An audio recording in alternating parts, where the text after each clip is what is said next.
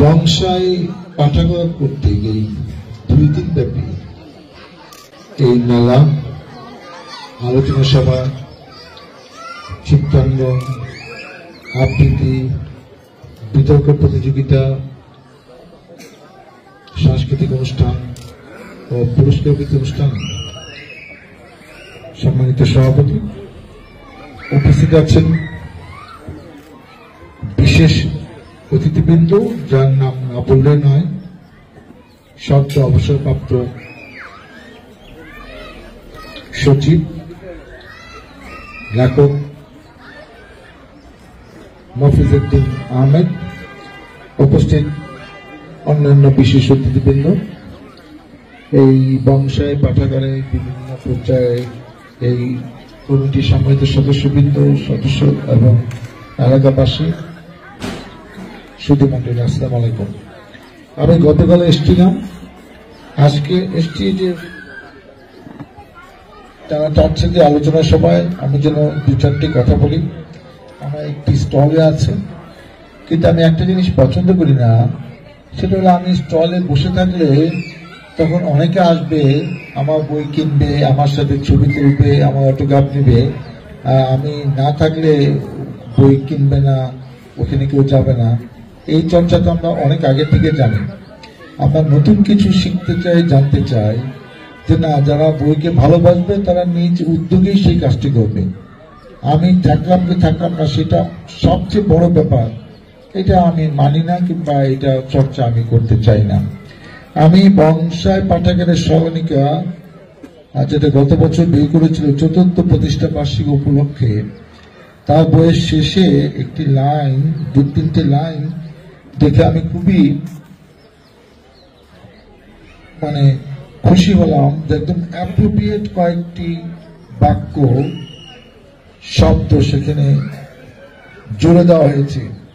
Library হলো সম্ভাবনাময় এমন একটি স্থান যেখানে হৃদয় ও পৃথিবী উভয়ের দরজায় খুলে যায়। আমি একটু জানার চেষ্টা করলাম যে এই কথাটা কে বলেছেন। এখানে বসে নানা রকম ঘাটাঘাটি করে এটা বের করতে পারলাম না। নিশ্চয়ই কেউ বলেছে, সেটা সন্ধান আমরা পরে নিব। এবং এই বংশের পাঠাগার 7ই ফেব্রুয়ারি 2020 সালে তারা প্রতিষ্ঠা লাভ করেছে, এবং ওই সময় কিন্তু কোভিড চলছিল, এবং ওই সময় তারা কিছু সামাজিক কাজও করেছে, সেটা বলেছে।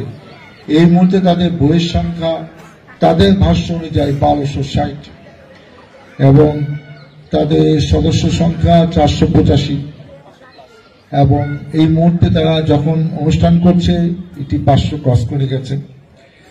উপদেষ্টা সদস্য আছে 5 জন, প্রতিষ্ঠাতা সদস্য আছেন 5 জন, পরিচালনা কমিটি 11 জন। প্রতিষ্ঠা সদস্য কয়েকজনের, 5 জনের নাম না বলে আমি পারছি না, এত সংগঠন যারা উদ্যোগ নিয়ে প্রতিষ্ঠা করেছে তারা সবচেয়ে সম্মানীয় ব্যক্তি। মনির, রাসেল, সাইদ, রানা, রিয়া, যারা এটা প্রতিষ্ঠা করেছিল ওই সময়। এবং এখানে একটি কথা আছে, এলাকাবাসীর দৃষ্টিতে পাঠাগারটি হয়ে উঠেছে তরুণ প্রজন্মকে গড়ে তোলার একটি বহুমাত্রিক আদর্শিক শিক্ষা কেন্দ্র। এই কথাটা আমার খুবই ভালো লাগলো। এবং গুরুত্বপূর্ণ হলো যে মোহাম্মদ সাইদ, সাধারণ সম্পাদক, যে তার বাণীতে কয়েকটি কথা যিনি বলেছেন, জীবনে 3টি জিনিসের প্রয়োজন, বই, বই এবং বই। এটি ডক্টর মোহাম্মদ শহীদুল্লাহ, সেটা উনি কোট করেছেন। বর্তমান সোশ্যাল মিডিয়া আসক্ত, মাদকাসক্ত, ইবতেজিল, সন্ত্রাস ও জঙ্গিবাদে আসক্ত হওয়ার একমাত্র কারণ হচ্ছে বই তথা পাঠাগার বিমুখতা।